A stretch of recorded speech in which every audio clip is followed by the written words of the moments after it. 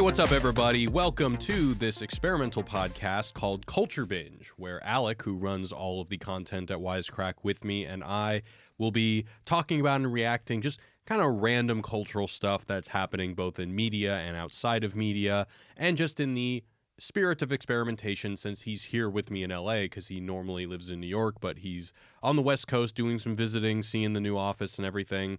So joining me is the co-runner of Wisecrack content, Alec. How's it going, Alec? It's going great. I'm very excited I think some of this will make you sad, but I think we like to make each other sad. Yeah, too. Alec and I like to try to break each other. We just try to make each other. How cynical can we make each other about the state of the world? So the way this is going to work is each one of us has brought in a couple stories from the news, from various culture news sites and stuff, and we're just going to talk about it, or we're going to react to it. And Alec brought in something first, so we're going to go with Alec.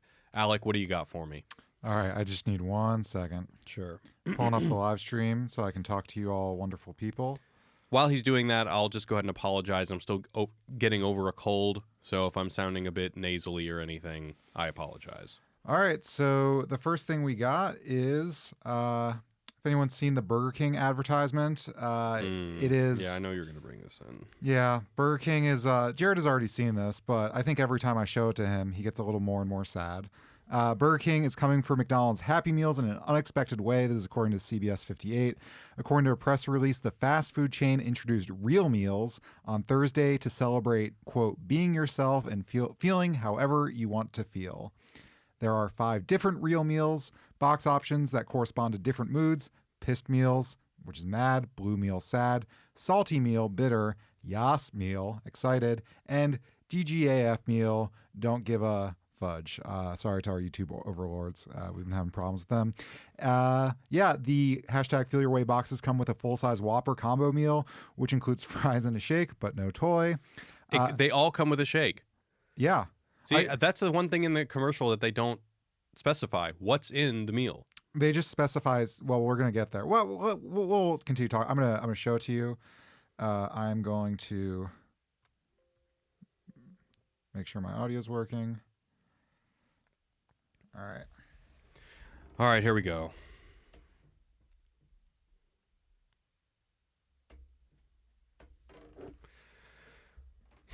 I've seen this too many times now.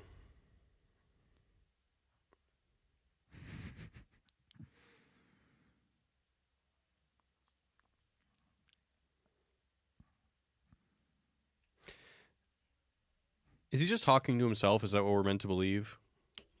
Maybe. Yeah, people just talk to themselves. Well, who is not letting him feel his way? The man.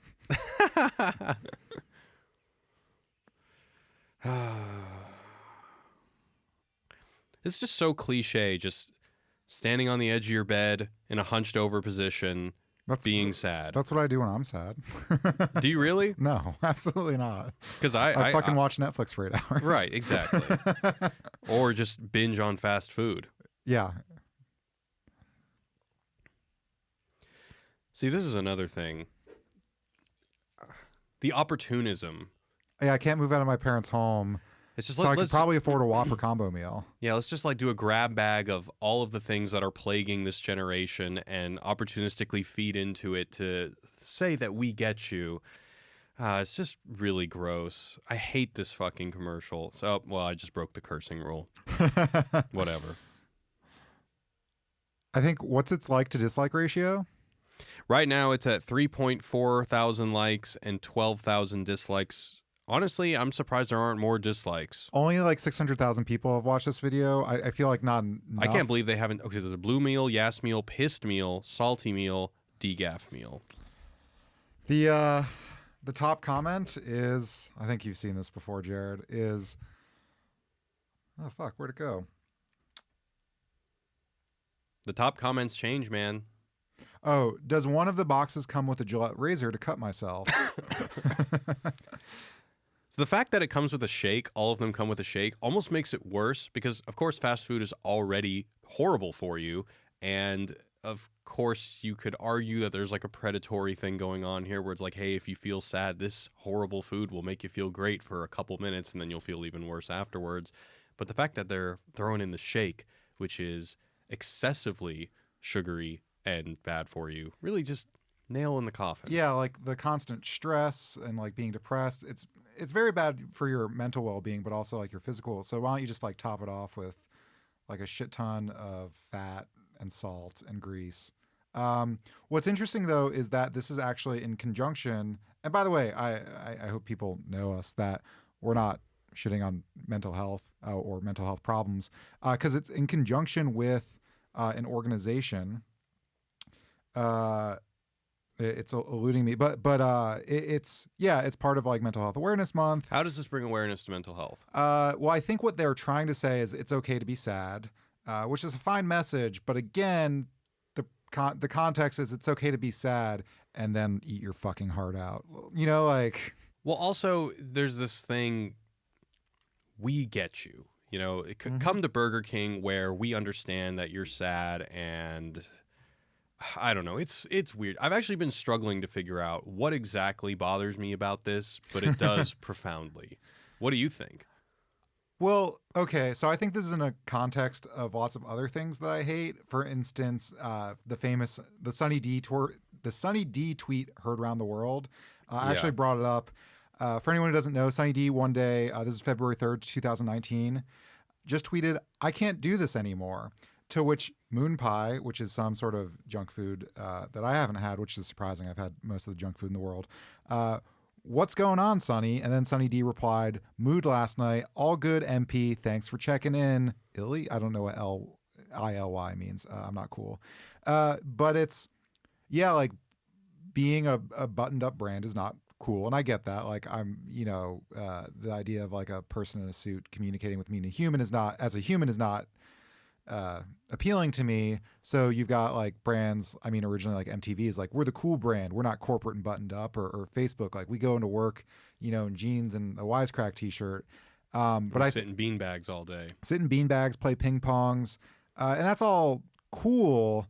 But I think the result of this is Sunny D's like, what will really connect is that if we as a corporate entity pretend to have the feels and be depressed just like you millennials. And I think there's that. And the other thing I think is there's a Twitter account that I love. I recommend everyone check it out, called Nihilist Arby's. And it'll have messages like, the universe will end in 2 million years because of the incoming heat death. Nothing you do will ever matter. Enjoy Arby's. And it's just amazing. It's an amazing Twitter account. But I feel like this ad. Well, that's like the honest version of what this is. Yeah. It's like, life sucks. You're in debt. Have some Burger King. Yeah. That's the worst thing, is when corporations are trying to sell us happiness I don't know, the fact that they're taking advantage of an ailment about people's personal problems and trying to use that as a selling point is just exceptionally gross. And the fact that they don't think that people on the internet will see through it is particularly offensive.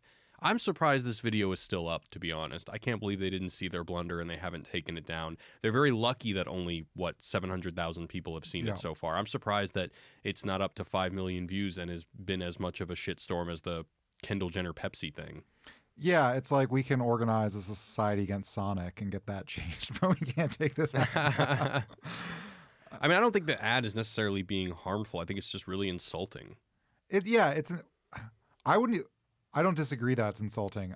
For me, it's not insulting. It makes me hurt inside. It's insulting for a variety of reasons. One, because as I said earlier, it's taking advantage and it's exploiting people's real problems and doing it for very opportunistic reasons. But secondly, it really is just a very hollow, empty gesture towards serving mental health. But how does that bring awareness to mental health? I don't get it. Saying that it's okay to be sad, even if that's your message, I don't really think that's a particularly productive message. It's okay to be sad, and what? And what do we do about that? And like we just, if someone is shitty to us, we just say, "Oh, cool, man, I get it. You're having hard times too." Is that the message? Well, I think in general, for people who aren't Burger King, it's like, like people are depressed, people have anxiety, like, and I think, like, if I were to break my arm, I'd be like, "Hey, Jared, I broke my arm," but mental health, which is often a medical thing, when you're like depressed, I wouldn't be like, "Hey, Jared, FYI, I'm super depressed. Think dark thoughts all the time," because that's just our society. And I think it stops people from seeking help and doing the things they need to. So on the awareness of saying like, listen, it's okay to destigmatize depression, anxiety, all these other things, that's fine. But when it's Burger King, like, yeah, I don't, what is it? Don't give a fuck. DGAF. We just broke the swearing. I don't care. But yeah, but if the message then is, hey, you don't have to perform like you're happy if you're really sad, I still don't think that's doing anything to help mental health because the people are still sad. Yeah. It just hurts me on the inside, and I think I want a Whopper now. Yeah. I want the Impossible Whopper, which is coming soon. Well, we talked about in a video that we made almost 2 years ago about cynicism in advertising, about how the only way you can really sell something these days is by undercutting your own message. And we talked about Deadpool and how Deadpool does that. And even when Deadpool 2 came out, there was a whole Hungry Man campaign where Deadpool was sponsored by Hungry Man frozen dinners. And I guess the way that it was a successful ad campaign is because like a Girl Scout would go up to Deadpool and say, "Hungry Man, really, Deadpool? You're selling out that hard?" And I guess just by admitting that you're being cynical, or admitting that you're being a sellout, somehow it's okay to sell out. But what is this? Like, what is there's? I feel like there's some sort of bizarre progression going on. I think we've talked about this before, but there's the like postmodern disillusionment, which is Deadpool, which is nothing I do matters. I'm cynically selling you shit. It's fine. And then after that moment is like metamodernism, where people like understand that authenticity is like it's fake or it's bad or whatever it is, but they move past that and be like, yeah, it's kind of BS, but I think I'm gonna embrace it anyway. So you have people moving past the disillusionment towards like a self-aware embracement of authenticity, and I feel like that's what this brand is doing. Is so like, once you've moved past the Deadpool ad, where basically you realize that, oh, just because he's pointing to the fact that he's a sellout doesn't make him any more of a sellout, and being a sellout sucks. Once you've accepted that and that makes you sad, the next step is to play to that sadness and to say that, hey, we hear that you're sad too, so buy our shit. Yeah, and also it's if I recall right, they had those commercials, The Creepy King, which were kind of like this like disillusioned whatever. Like they're just nonsensical ads that were really funny. Well, the Creepy King, that was like 2006 That's to the last time I 2010 watched or TV, something like yeah. that. Yeah, that's old school. But yeah, so I think they've moved past that. But speaking of the power of the internet to change things, I think you have something for me. Yeah, the first thing I was gonna bring up, which I don't think, I mean, this is a test format, so this is a little bit of old news, but hey, the news cycle has been a little bit slow in these last couple days. But yeah, I want to talk about the Sonic thing. So a trailer for the new Sonic the Hedgehog movie was released, and the internet was so unhappy with the design of Sonic that the director announced over Twitter that they would be changing the design. And there was actually a leak about a month ago in which there was like some sort of interior corporate slideshow that showed the design for Sonic, and people were initially freaking out, but perhaps they reserved some judgment until actual footage came out, and then when the footage actually came out, people were not happy. So it's brought up a lot of questions about, the power of the internet, whether or not movies will be having this almost like first look thing in the future where studios will present what they're going for and then seeing what the internet has to say about it and then adjusting. What do you think about this? Do you think that they should have changed it, should not have changed it? Do you have strong feelings about if it was shitty or not? Oh, I think it was. I played a little bit of a Sonic as a kid, but I'm not like emotionally invested in it like other people are. But I mean, I thought it was stupid. I wasn't going to see it. I think even after the redesign, I'm still going to think it's a stupid movie. I could be proved wrong. Maybe they'll get Danny DeVito to voice him, and I'll go watch it. But I am very excited for Detective Pikachu. This movie, looking crappy, has re-spurred interest in Detective Pikachu, which is out today. Yeah, because it's like they made an artistic choice that worked there, and then Sonic did some creepy stuff and has baby teeth. Yeah, I think it speaks to the power of the internet, and weirdly, there's been a lot of examples of like the internet sort of influencing large corporations recently. I think this is the most wholesome. So as far as I know, and please anybody correct me in the comments if I'm wrong, nobody was getting like death threats or anything like that. People were just like making fun of the trailer, and not like finding the address of the creative director and like sending him like a thing of shit. So, Well, not yet. I mean, there are stories of people getting pretty pissed off when they turned Sonic's arms blue. There was at least one story of a guy who basically went into a GameStop and tore the place down just because they had a cardboard stand-up image of Sonic with blue arms. I'm laughing, but I'm sad. Yeah, don't do that, guys. Yeah, it could happen. I hope it doesn't happen. But it reminds me of, do you remember the Spider-Man puddle fiasco? Yeah. I don't think it changed anything. So the context is that in it was like a trailer or a screenshot of like the amazing graphics in the Spider-Man game for PS4. There was like this really large puddle and the like water graphics were really good. And then when I think the game came out or a trailer came out, the puddle was much smaller and people flipped to shit. Yeah, they said, because I guess there had been similar scandals where companies will show footage and it's at a certain resolution and say that it's gameplay, and then when the actual game comes out or when more gameplay footage comes out, it's like lowered down resolution and they feel like they've been cheated. I didn't really follow that story very closely, but I do know that the developers ended up working in a joke making fun of the people who were mad at that. I think there was either an achievement or some sort of DLC that was called like puddle mode, where they just like put a bunch of puddles in there. I could be getting that wrong, but they did wink to the fact that that was something that got out of hand. The other thing is, I mean, for me, I've kind of given up hope for most video game movies, especially ones that don't seem to very gracefully enter into a cinematic world like Sonic. Yeah. If it was something like Mass Effect, I think most people, the game is already pretty cinematic, so having a cinematic adaptation of that makes sense. With Sonic, I mean, there's not really much of a plot. I mean, well, in the core game, I mean, if you want to go to like 2006 Sonic, there is a plot that everybody hates. And various games have different plots, but there's no real big universal lore that seems to lend itself gracefully to the silver screen. And so it's not like I think that by changing the design, the movie's going to be good. Yeah, it will. And in fact, it would be much more fun for me if the movie was just a complete catastrophe, because we all like to refer back to really, really, really bad movies like the Super Mario movie or the Double Dragon movie. And those, to me, give me more joy as cultural artifacts of just complete garbage than movies that are just like, okay. Yeah, I want it to be really good or really bad. I agree with that. Or the Street Fighter movie. So, I mean, I would probably, if the Sonic movie came out with the original design and it was god-awful, it would probably be more fun to talk about in like a decade than the redesigned one, which is probably just going to be meh.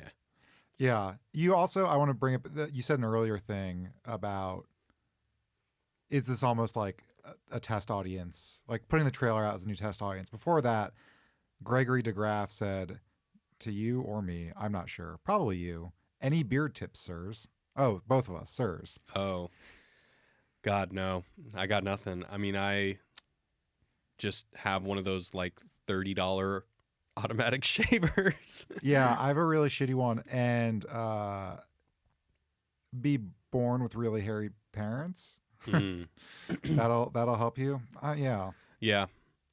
But what I was going to say about that is the one thing I find interesting about that is it's unclear still how much the people who post on the internet, how much they actually represent the large movie-going or TV watching audience. Well, there's not hard numbers, but I feel like there's a correlate to I think there's a few correlates, but one is the Dunning-Kruger effect, which says that people often the people who are least able to do a skill are most overconfident. And I think in like conversation that often manifest in the people who know the least speak the most. And I'm not saying people complaining about Sonic aren't, but I think there's another thing, which is that people who are the angriest will also talk. So I think those two things collide. You have the angriest people talking the most, whereas I think probably most people, like I saw the Sonic thing and I was like, that's dumb. I probably wouldn't see the movie regardless. And then I just like clicked off of it. But it's the people who will dominate the conversation who are like infuriated, like a vein is bulging out of their head. Those are the people that will essentially shape the discourse. And yeah, I don't have numbers, but I'm almost positive that's what's true. With the Sonic thing, it's clear that the people who designed that Sonic are not fans of the game. I'm pretty confident in saying that. And so it makes sense that there would be such widespread outrage. But take something like The Last Jedi, where the internet decisively does not like it. I still don't really know what percentage that is of the people that saw it don't like it. And even if the people that saw it in mass don't like it, how much of that overlaps for reasons that people discuss on the internet. Yeah, no, exactly. And so, I mean, I would say there's probably similar outrage towards Star Wars as there is Sonic. I'm very interested to see how that manifests in Star Wars Episode 9 and if they do take those criticisms into account. But I doubt they're going to do it as enthusiastically as they have with this Sonic backlash. Yeah.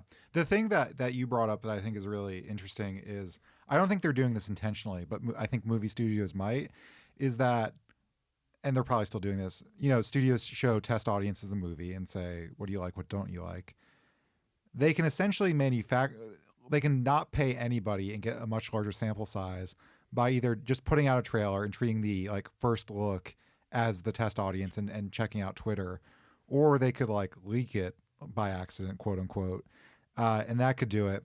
And I feel like there's another kind of parallel thing happening in video games, which is that I don't know too much about the industry, but it's almost like, are people testing video games anymore? Because it seems like, well, the game's in alpha and you're going to still spend $50 on it. You're talking about the Anthem stuff? Anthem, but all of them. I think it's even Fortnite is, it feels like a complete game, but it calls itself the beta or something like that, where it's almost like you're going to pay for this, but instead of us paying game testers, you're the game tester. So that framing is don't be mad when everything goes wrong.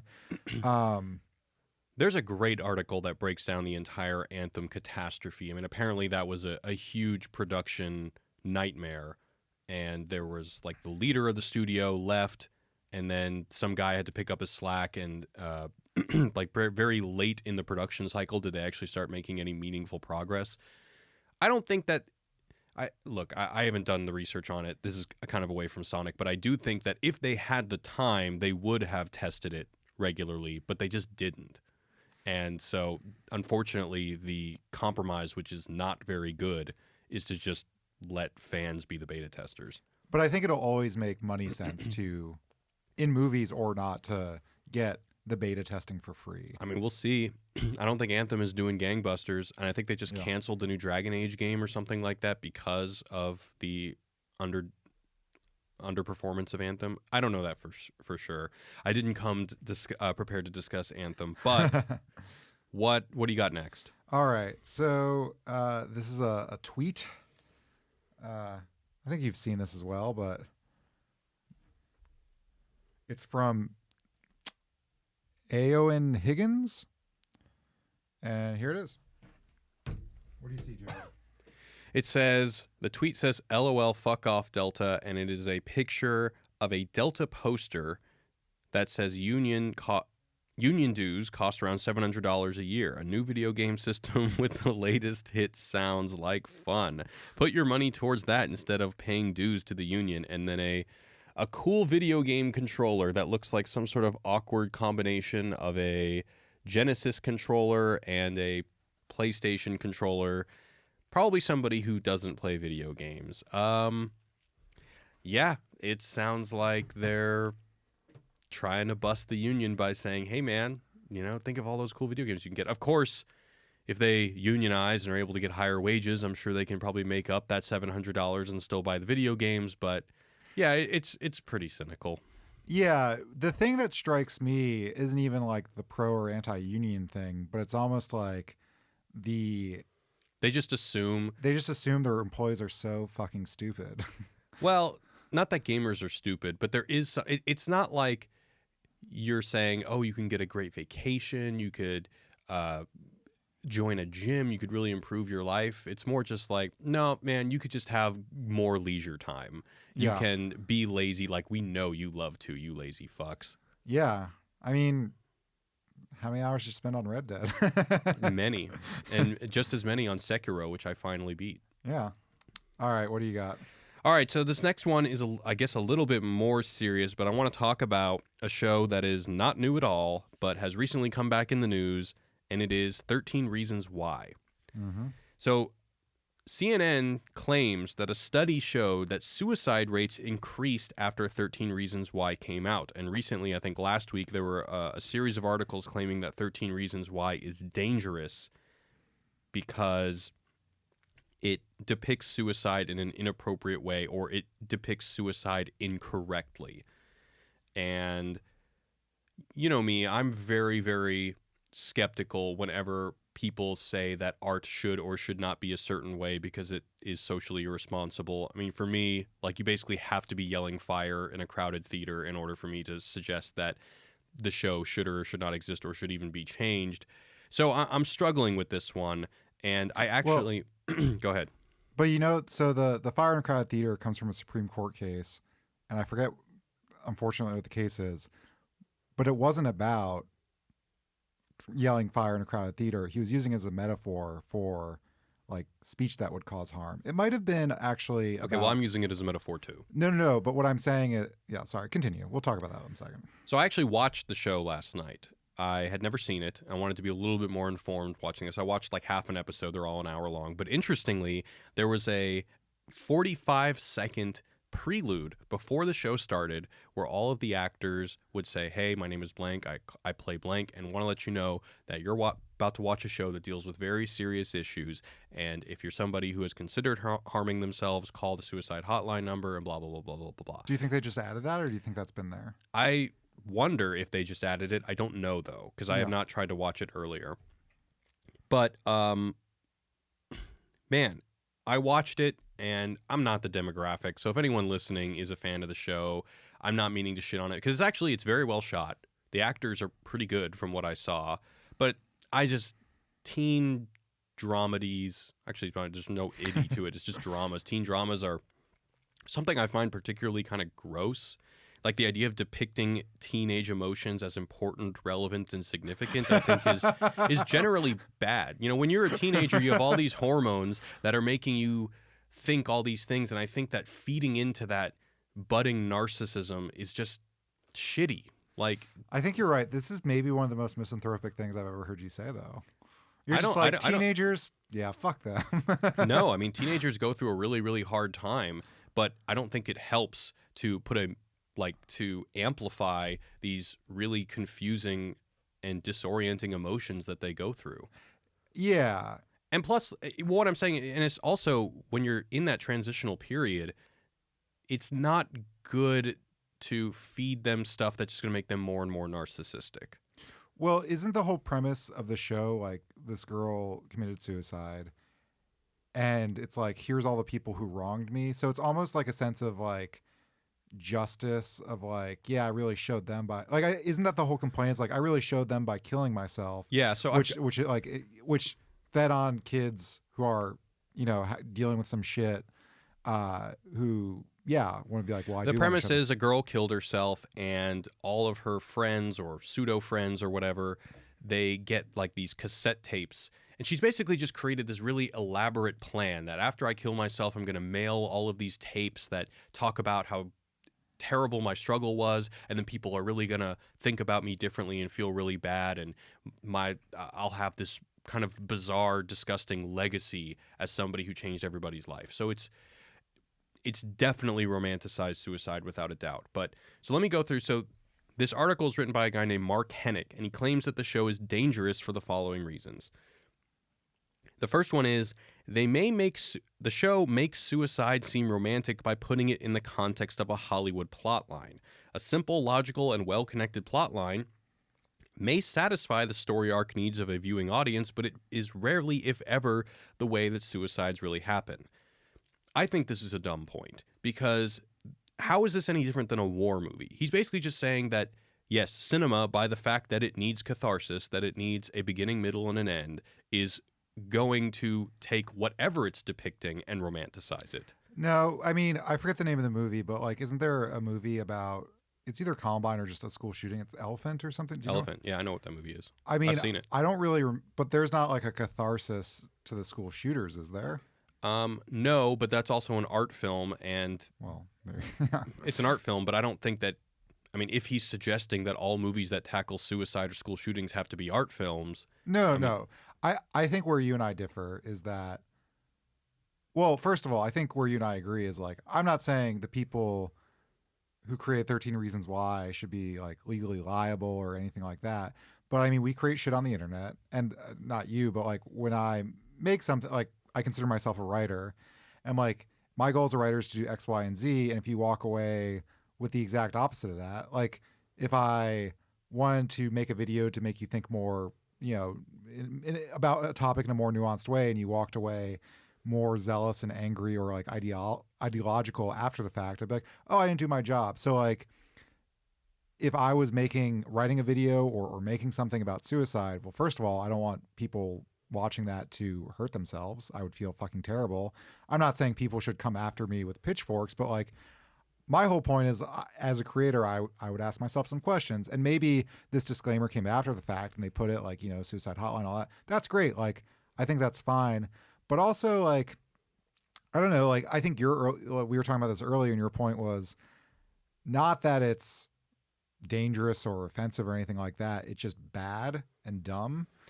But I hadn't watched the show yet, and now I've seen it, and I don't know if I think the show is bad. I mean, it's not incompetent. As I said, it's really well shot, very well shot. Yeah, and sure. The actors are decent. Right, but do you think the concept is bad? I don't know. I'm struggling with this, but the point that I was making is that, and look, like, yeah, Wisecrack, we'd probably take our quote responsibility as content creators. We'd probably take it pretty radically, but that is not something that I expect all content creators, especially people who are just trying to entertain. I don't think that needs to be universal. I don't think that people need to take a social responsibility into account for their work always. But it depends, like, what the topic is. Like, if you're making a makeup vlog, right? You'd be like, this is just fucking makeup I like. If I end up convincing you to buy an ugly makeup, whatever. But like, if you tackle as a subject like when Steven Spielberg decides I want to do a Holocaust movie, or when you decide to make a show about suicide, or when you decide to make a movie about school shootings, like those are things that people are going to watch. And I mean, not all, but the filmmakers we talk about are often setting out to change people's minds and convey a vision. And if the vision that you want to convey is like, yeah, dude, you want to be awesome, killing yourself and like showing these people what's up, whatever word you want to call, I just think that's dumb, bad. I don't know. I would agree, but I don't think that where I differ, and we talked about this before, is how I think that today it's irresponsible how much responsibility we put solely on the communicators, the creators of content, writers, whereas we put very little responsibility on the people consuming the content. You need to be a better viewer. You need to be a better reader, a better interpreter, so that we enable people to be able to watch 13 Reasons Why and realize how dumb this is, rather than getting sucked up into the kind of whirlpool of narcissism that the show attributes to kind of teenage angsty problems. When you're in high school and somebody calls you fat or whatever, you shouldn't be thinking that this is the end of your life like the show does tell you to do. But you should also be able to look at this show critically and say, yeah, this is a Hollywood show. They're able to capture attention by making the individual who's watching and viewing things through close-ups, making us identify with these characters. And if you're able to deduce that, they're just doing this for catharsis, you should be able to elevate yourself above this and say, I should not be looking at this like a mirror into my own problems, and I should not be looking at this as some sort of validation for the way that I feel. This is a fantasy that I'm looking at. And I think I agree mostly with you. But my whole point is like, yeah, teaching people media literacy, that's what we're all about. At the same time, I would not put that burden. I would want to teach this person, but I would not put that burden on a 14-year-old who spends all their parents' money on Fortnite skins. Like, yeah, I can at the same time be like, I want to teach you how to be a better media consumer, and at the same time be like, but I don't. But my argument is that right now the responsibility is almost 100% on the communicators, the creators, the content producers, yeah, sure. Whereas it should be at least more like 60-40, 50-50, maybe something like that. Yeah. That's kind of all I have. I mean, if you want to go through the rest of this list of ways that they think that it is, here, I'll go through another one. So the show simplifies suicide by suggesting that bullying alone is the cause. I mean, once again, I don't think that a movie or a TV show has any responsibility to show every single cause of every single ailment. Bullying may not alone be the cause, but it is a cause. So I don't think that they need to once again list all of them. It portrays suicide as a viable option, one that can be an understandable outcome given a particular set of circumstances. In nearly all cases, people who die by suicide have a diagnosable and therefore treatable mental health problem at the time of their death. Yeah, I mean, I would argue that the way that the show dramatizes the fact that this girl kills herself and everybody is just obsessed with it and they're all just being really introspective about everything is just dumb because it's not realistic. Not that things have to be realistic necessarily. Go ahead. We just got a good comment from John Donuts. Also, I think the worst thing about the show is they gave a step-by-step guide to how to kill yourself and make it affect everyone around you to maximum effect. Yeah, exactly. Yeah. That's... it's almost like the Burger King in that there is an opportunism in saying that, hey, teenagers are in vulnerable psychological moments. Let's just feed into that. And yeah, and I think we both hate it. I think we can. No, I hate it. And look, when I was watching it, I was like, fuck this show, fuck this show. And of course, if I'm saying fuck whatever, I like don't want it to exist. But I also wouldn't suggest that it ought not exist. And by the way, nobody is saying that 13 Reasons Why needs to be taken off Netflix. No one is saying that it needs to be censored. So yeah, I'm not suggesting that it's gotten like super radical about it or anything.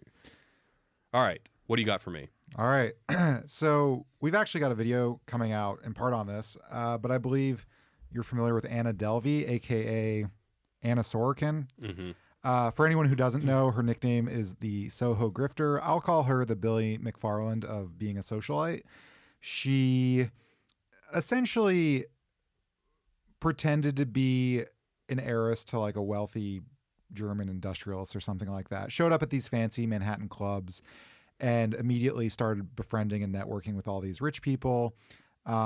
She would tell everyone that she was trying to build an art center for millions and millions of dollars. She got like a kind of working class photographer for I think Variety magazine to come to this like allegedly all expenses paid trip to Morocco, and the photographer ended up $70,000 in debt because her credit card started getting declined. So she got arrested. She I think specifically got arrested because she photoshopped bank documents. So she goes to a bank and is like, I want to build this art center. I'm a wealthy person. Please give me money. And some number like 60 million or something like that. And so she photoshops bank statements where it's saying that she in her bank has like $600 million. Then the bank is, I guess when you want to borrow that much money, the bank is like, great, well, we have to do like a ton of work to verify you have the money that you say you do, like due diligence. So there's a $100,000 fee just to even have us consider this massive amount of money. Oh, wow. So then she goes to another bank to get a loan for the $100,000 or whatever it was to do it. Anyway, so she, this is from an article from Andrea Gonzalez Ramirez on Refinery 29. Anna Sorokin was just sentenced. It says Anna Sorokin, who scammed her way into Manhattan's high society by posing as a German heiress named Anna Delvey, was sentenced to 4 to 12 years in prison. Judge Diane Kiesel announced on Thursday. Todd Spodek, her defense attorney, argued that Sorokin didn't have any criminal intent and instead pretended to be wealthy to get ahead by taking advantage of a system that is, quote, easily seduced by glamour and glitz, end quote. He alleged Sorokin had been, quote, buying time and planning to repay all the money once she was successful. So, yeah. What do you think, Jared? I love this woman. Because, and we bring this up in the video, I do think that people like her and Billy McFarland, who I don't love, they do function as kind of these cultural whistleblowers in which they kind of embody everything that is wrong with a certain sect of society, whether it be Silicon Valley or a culture of the wealthy that is so focused on appearances and not really on any form of substance. And yeah, if most rich people are able to just basically fake or like, yeah, if so much of social climbing is just faking it till you make it, then she is a very prime example of how people can just be swindled and awed by people just performing the quote unquote demeanor of wealth.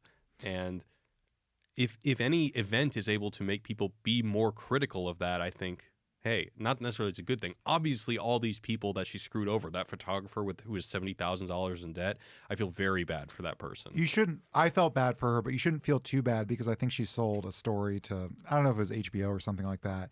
She made a pretty hefty profit on that. So I think the jury decided on like that part of things not to really slam Anna Sorokin with that because they're like, that woman's fine. She had like a shitty couple months, but she's got a nice windfall from this whole fiasco. So she scammed everybody bad enough to at least repay her victims by the fact that HBO wants to make stories about her. Yeah, HBO has I think optioned the Anna Sorokin story.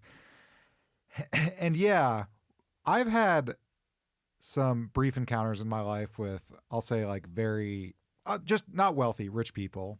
And I've just seen, like, speaking of the Arts Foundation, I've just seen, it seems like when you're rich or married to someone who's rich or have a lot of rich friends or the son of a rich person, you kind of just get to like piss away money on you. You might say like, oh, I'm going to create a company that makes candles, but these candles are special. And all these people, because they're surrounded by yes men, like they never get told no. So just so much money gets pissed away on the dumb ideas of people who have too much money and can do whatever they want. So when it comes to her being like, give me $60 million for an arts foundation, is that really different than any of the other like shit that these other people do? I guess the one difference is that she wouldn't be able to ever repay the bank. But even as like people raise money from investors and stuff, and it's just, yeah, she's like a cultural whistleblower for how arbitrary and stupid being like a socialite is. Like, right. Or the fact that people make these investments based on who you know, and just if you speak the language of wealth, and if you're able to just convince an investor just by looking at them in the eye in the right way, that you will make them money and they'll invest in you. So yeah, I think she does really reveal some really ugly parts of that industry or that world. I'm going to be very vague, but I heard about one person trying to create like a youth center, but as they described it, they were just opening like everything a library does, like a place for kids to hang out and feel safe and, meet people. And I'm like, yeah, that's a library. It's free. Like you don't need to get your rich friends to give you hundreds of thousands of dollars to open this thing. Right. But yeah, there was also, I don't have this in my notes, but the lawyer also essentially made an argument that she didn't do anything that literally everyone else doesn't do. She was just faking it till she made it, which is literally what everyone in our society does. Yeah. Yeah. All right, I got one more thing for you. You ready? Yeah, I'm ready. All right, so this one is something that neither one of us is an expert on, and I'm talking about Game of Thrones. Yeah, I'm not an expert. I've watched it all. But rather than talking about specific plot points, as people are there's a large community of people who are very engaged with the show that are unhappy about the way the show is going or the way the show is ending. And it's kind of reopening a discussion on whether or not fans should claim ownership over a property that they have helped to succeed. So do the creators have an obligation to do what the fans want them to do? Or do they have the obligation to, if they think they know what they want, no, it's the creator's job to show them what they want? Yeah, it's weird because when you put it in those words, it's like, that's weird. At the same time, I don't like the latest season, but I don't feel like I own it. I'm just like, well, it sucks that I love the first season of Westworld and the second season. But have you ever had your identity wrapped up in a piece of fandom or IP? Because I have. The Matrix? The Matrix, absolutely. Yeah. And that was a devastating disappointment in my life. And that was actually the last time was The Dark Knight and The Dark Knight Rises. And after that, I kind of told myself I'm never going to allow myself to get that invested in something again because I just can't take the disappointment, man. But I think that's the lesson everyone needs to learn. Sure. It's not part of my identity, but obviously that there's take a grain of salt with that. Obviously, if there are people who do have their identities wrapped up in this, it would be irresponsible perhaps for the show creator to just spit in their faces. Yeah. So what I think is interesting, and for movies, you can subvert the audience's expectation. Like if it's a standalone movie, some movie you've never heard of, not fan community, you can do a thing and then do like an M. Night Shyamalan and the water kills them. Woo. And that's fine because you've only invested an hour and a half or an hour or 2 hours into this movie. It's weird when like Game of Thrones, I've been watching, I don't know how many dozens of hours or maybe 100 hours I've spent watching that show, where when the ending sucks, I'm like, great, I just wasted my time. Like I wasted 100 hours or 50 hours instead of I wasted 60 minutes. So I think that is a little weird. And I definitely get that. At the same time, like, I don't know, just like move on. I'm going to keep watching Game of Thrones and I'm going to keep being disappointed. Maybe they will make me happy in the end, but look, I think there's an element of reality here where when you make something that's popular, you have to more or less give people what they want and it stops being yours. Sure. Like, even like Wisecrack, which is not the most popular thing in the world, like I couldn't just make it about long plays or let's plays tomorrow. I couldn't do that because we have fans who tune in every week and we owe them what we've promised them, which is, sure, thoughtful content every week or whatever, So in a sense that they do own it. And I would say the same thing about Game of Thrones. And now I think that the Game of Thrones writers are doing their best to create something that the fans are going to like. I don't think that they're just saying, oh, fuck them, I'm going to create my own like amazing artist vision. Also, I'm going to take this right turn and it's going to be a David Lynch movie at the end. They're not doing anything that radical. Here's a question, though, about us, because I feel like for some people, we've obviously gone through like a lot of different phases, Thug Notes, 8-Bit Philosophy, Earthling Cinema, and then, the birth of Wisecrack Edition, which is now, I guess, the entirety of the channel.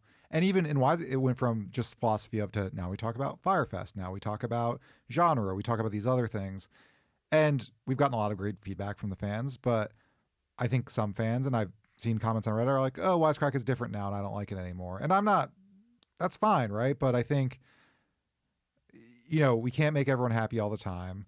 We also have to like grow. And I don't know, like there's kind of like an armchair, like, yeah, I wish like they would just do this exact thing that I wanted, but that wouldn't even make sense for like the larger audience or like being sustainable as like if we were doing the same thing we were 3 years ago, we wouldn't exist anymore because you have to keep reinventing yourself and keep doing new stuff and experimenting and stuff like that. So I think, yeah, it's interesting. I think it's okay to be like, I don't like Game of Thrones, I'm going to move on with my life. I guess that's hard for some people, but I mean, on a very fundamental level, you just can't make everybody happy. Yes. I'm curious what the people are saying in the comments. Bring back 8-Bit Philosophy. Hashtag bring back. And by the way, all these things could very well be brought back one day when we just are able to make it work financially. I mean, 8-Bit Philosophy, and I've said this before, is like our most expensive show to make. But yeah, I mean, we'd love to bring it back one day. I love that show. Yeah. Any other thoughts on Game of Thrones? I mean, we got 2 episodes left. I'm very interested to see how it goes. More than anything, it's just I'm interested to see how 2 guys with seemingly the weight of the world on their back have so much pressure to make this succeed, to make people happy, to give a great finale to something that is so beloved. You can screw up everything with an ending. Right now, Game of Thrones is one of the most revered shows on television ever. That could all change in the next 2 weeks if people don't like it. So I just like to see what people do when they need to perform under pressure. I've never seen it, but have you seen Lost? I feel like that was a similar. Yeah, I have not seen. I've seen the first 2 seasons, but I never watched it to the end. People are saying they know how it ends. Oh, thank you, Socrates. By the way, great name. Donate $5. Oh, thank you, Socrates. Socrates. I'm going to read the comment, but I don't know what they're referring to. Hi, guys. Just want to know if you'll be doing a memorial video for the people that died on the USS Liberty. Also, will you cover Lavon Affair? I don't know what either of those things are. I'm sorry, Socrates. I appreciate the donation.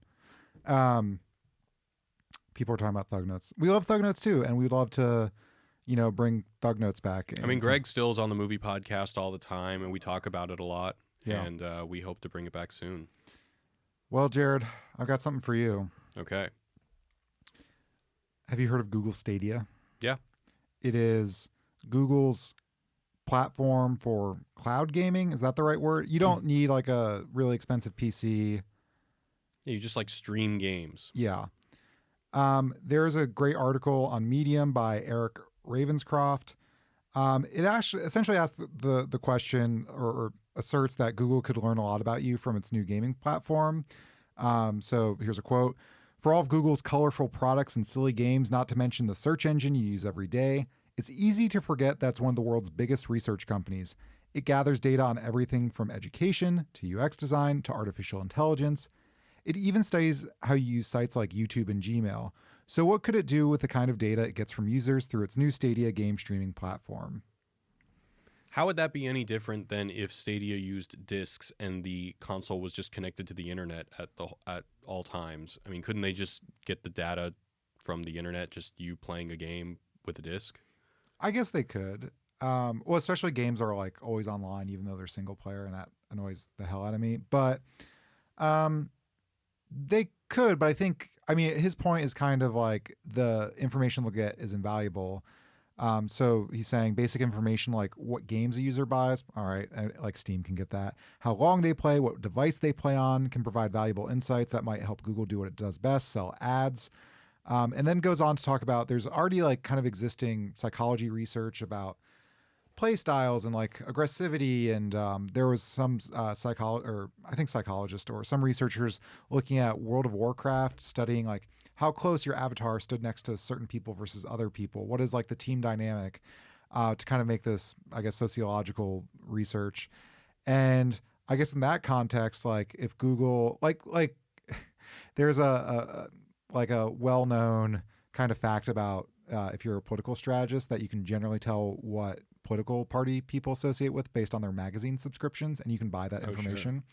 Sure. So when it comes to games, like I wonder if it's not only what genre of game you're playing, but like your play style. Like, are you playing aggressive? Like Deus Ex, you could do the sort of stealth mode and not really kill anyone, or you could just go, do the very aggressive shoot everyone. Like, will that give them data about like what kind of ads you need?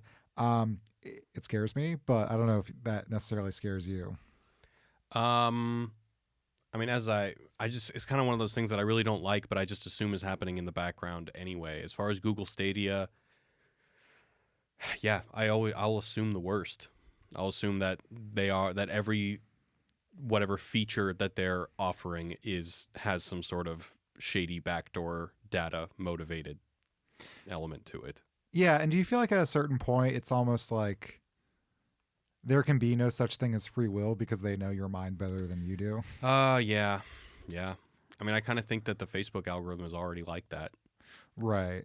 Or, well, the Facebook especially, it's not even they know who you are, but they're like, hey, are you vaguely interested in weird conspiracy theories? Like, here's 18 million. I've heard that, I don't remember where I heard this from, so it could be nonsense, but I heard that the Facebook algorithm knows when people are gay before they come out to even themselves or something like that.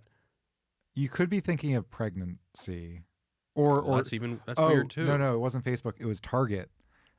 So Target like has a profile on like all their customers and what they're buying, and they could tell based on like what kind of food people were buying and stuff like that, and certain other items if they were pregnant. So what they were doing is they were sending people a mailer being like, congratulations, here's some deals on like diapers and cribs and shit like that. But people were getting it before either they knew they were pregnant or before, like, if they were not telling their partner or, a variety of reasons. So they had to stop doing that. But yeah. Yeah. I don't really have much insight to give to this whole data thing other than I just don't like it. Yeah. That's all I got for you. You got anything else? You want to wrap it up? I think we can wrap it up. All right. So this has been the maiden voyage for a test podcast, Culture Binge, which is the tentative title. We can always change it.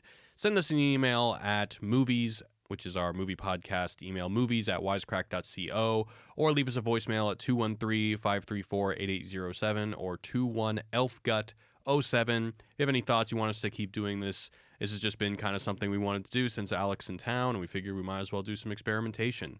So let us know. Yeah, and also big shout out to John Donuts, donated £10. I don't know what that converts to, but thank you. Any amount is greatly appreciated. John Donut says, I like to own my own games. Things like Stadia and Game Pass means in theory you don't truly own what you pay for. And we're kind of working on a video to that effect. So stick around. Yeah, stick around. Thanks, guys, for listening. Thank you so much. Yeah, let us know what you like, or if you don't like it, whatever. Peace. Send me hate mail, and then we'll redesign. Yeah, all hate mail to alec@wisecrack.co. I will paint my arms blue. All right, thanks, guys.